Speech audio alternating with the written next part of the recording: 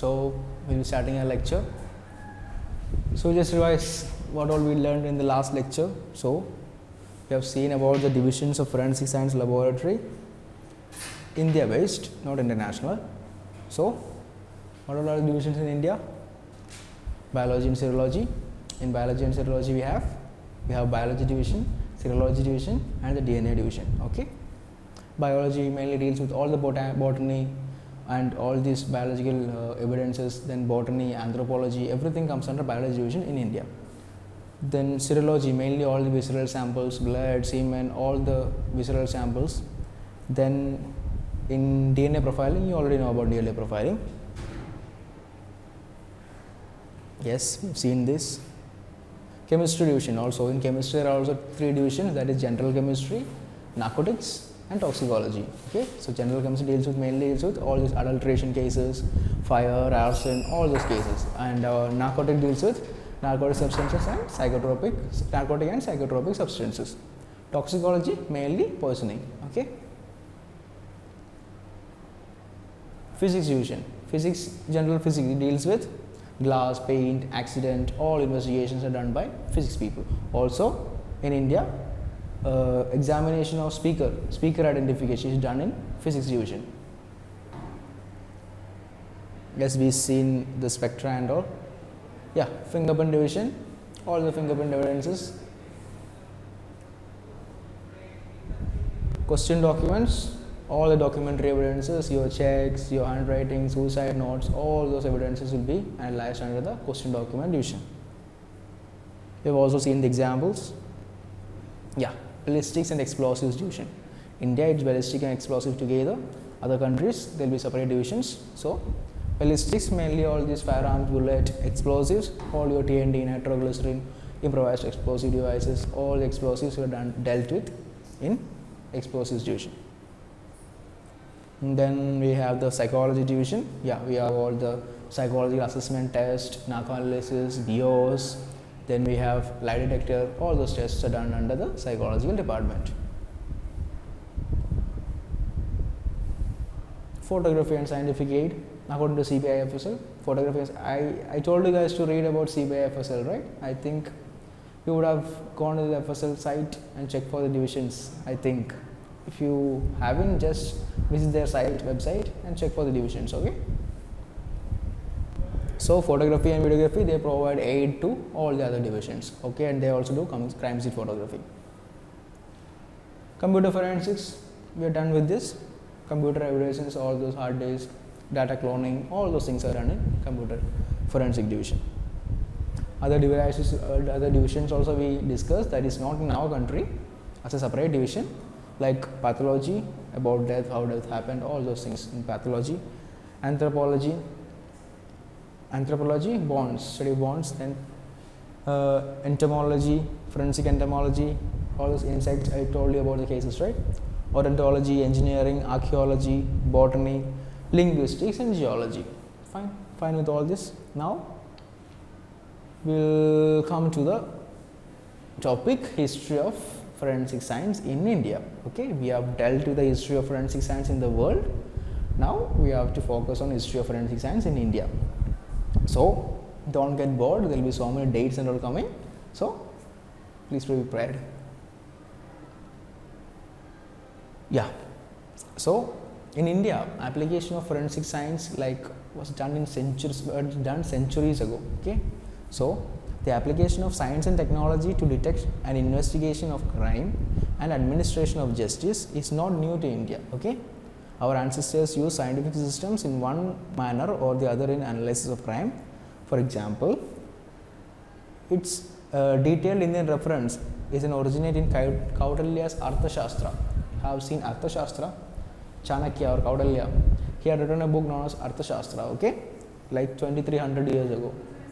In Arthashastra, he had mentioned about all this, how if a person, he mentioned the symptoms, if a person died like this, that may be due to strangulations, all those things Chanakya had mentioned in Arthashastra. Okay, that is like 2300 years ago.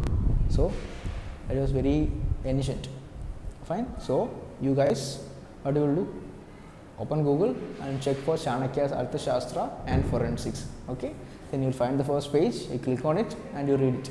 Okay, then you can see so many symptoms Chanakya had told for death. Okay, read those things, you will understand. No need to go deep, just for your basic understanding.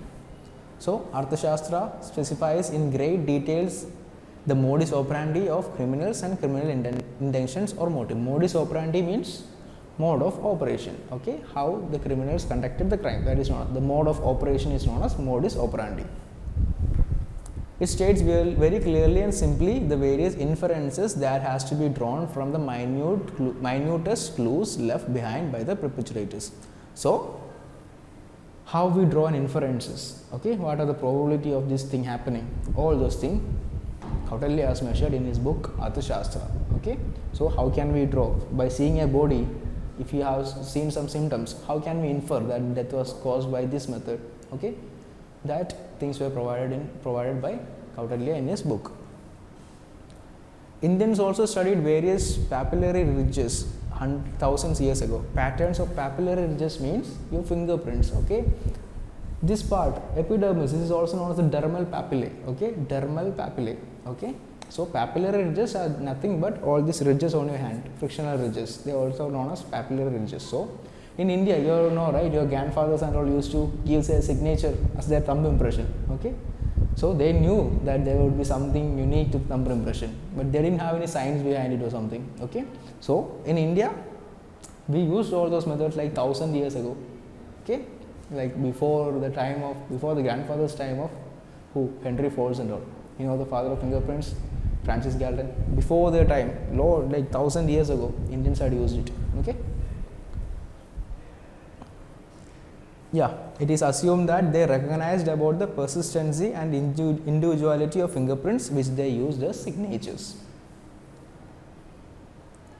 Yes, now we are coming to the laboratories in India. Okay, the first one is Chemical Examiner's Laboratory. Chemical Examiner's Laboratory, that is in the Madras provisions. When it was done in, it was like built in the British era. Okay, British era, that was in the 19th century. 19th century, the date is the first Chemical Examiner's Laboratory was established for the determination of all these chemical evidences under the Madras Presidency. Under the Madras Presidency, Department of Health during 1849. The date is 1849.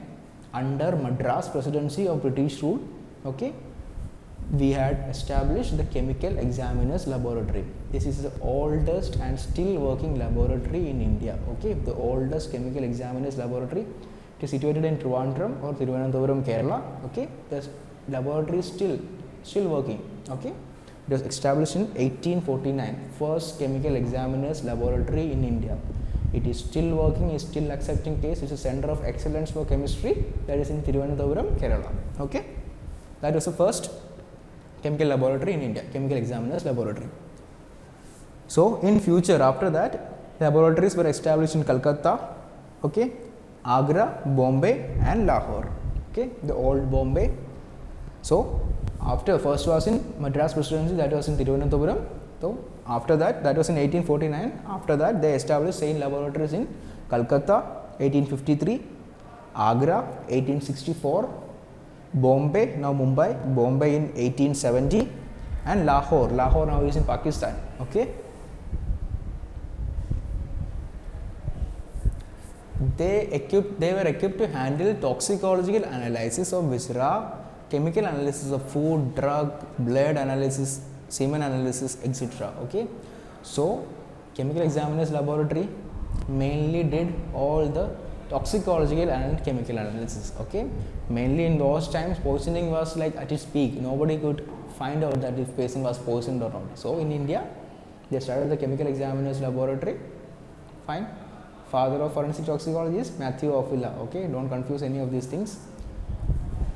So Chemical Examiner's Laboratory used to handle all the cases of viscera, blood analysis, chemical analysis, food analysis, all those cases.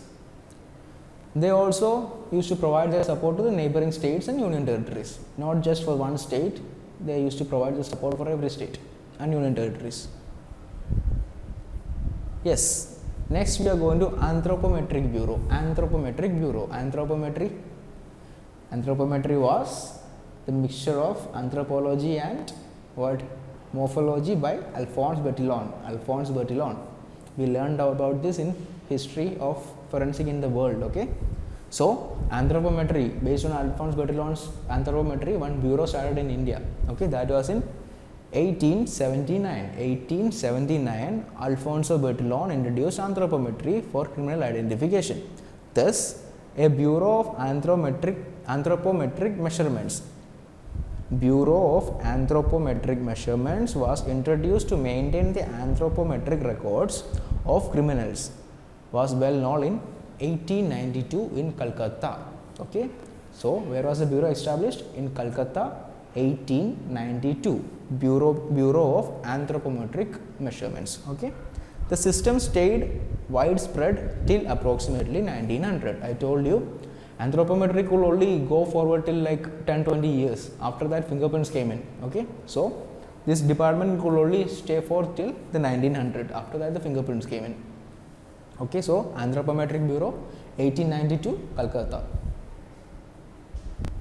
Yes, now we are going to the fingerprints. Anthropometry is done. Now fingerprints. So there was a person called William Herschel of the Bengal police. So he was a worker in the British Empire. Like we had the East India Company, right? So he was working under East India Company. He told that fingerprints of an individual did not alter throughout his lifetime.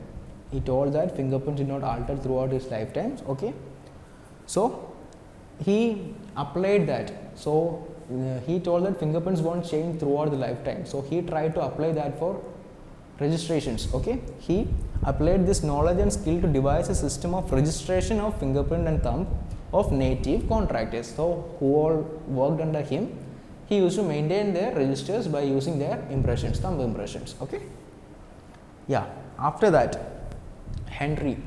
So we have Edward Richard Henry. Okay, Edward Richard Henry. He was the Inspector General of the Bengal Police. Okay, Inspector General of Bengal Police under the company, East India Company, made thumb impressions compulsory in the record slips along with anthropometric data to avoid mistakes of identification. So what Edward Richard Henry did, he made sure that thumb impressions was also taken along with anthropometric measurements to make sure that nothing mismatched.